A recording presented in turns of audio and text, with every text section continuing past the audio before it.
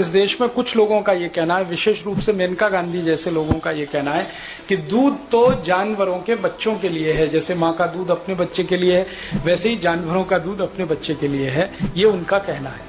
मैंने इसमें थोड़ा काम किया, थोड़ा जानने की कोशिश की कि हमारे देश में गाय होती है, बैल होती है, भैंस होती है। तो हमारे देश में ऐसी भी गाय हैं जो 60 लीटर, 70 लीटर, 80 लीटर दूध देती हैं। अब बछड़े का दूध जो होता है, जो वो रोज पी सकता है, वो उसके वजन का 1/10वां हिस्सा होता है। मान लो बछड़े का वजन है 10 किलो, कल्पना करो। जब वो पैदा होता है 15 किलो, कल्पना करो।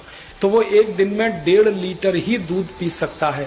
ज्यादा पिलाओगे दस्त हो जाएंगे, उसको टट्टियां हो जाएंगे। अब सुनो, अब वो 1.5-2 लीटर तो पी सकता है। अब उसकी माँ को दूध उतरता है 15 लीटर। तो आप क्या करेंगे?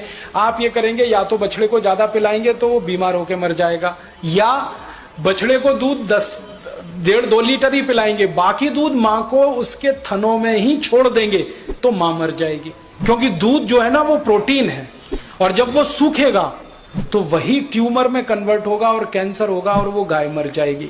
इसलिए हमारे शास्त्रों में कहा गया कि बछड़े और बछिया के लिए वजन के अनुपात के हिसाब से दूध छोड़िए।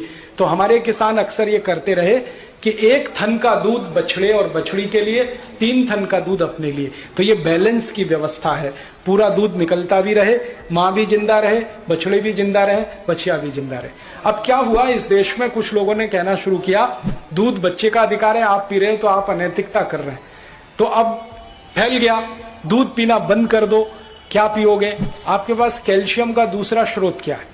दूध के अलावा हिंदुस्तानियों के पास कैल्शियम का दूसरा स्रोत क्या है? दूध है, दही है, मक्खन है, मट्ठा है, घी है। ये कैल्शियम का सबसे बड़ा भंडार है। इसके अलावा है क्या आपके पास? कैल्शियम नहीं मिलेगा, हड्डी बनेगी नहीं, हड्डी बनेगी नहीं, शरीर चलेगा नहीं। कैल्शियम का एक ही भंडार है, दूध और दूध की बनी हुई चीजें। इसलिए भारतीय भोजन व्यवस्था में दूध सबसे महत्वपूर्ण स्थान पर है, और बच्चों के लिए तो सबसे बड़ा भोजन यही है, क्योंकि बढ़ते हुए बच्चे को कैल्शियम सबसे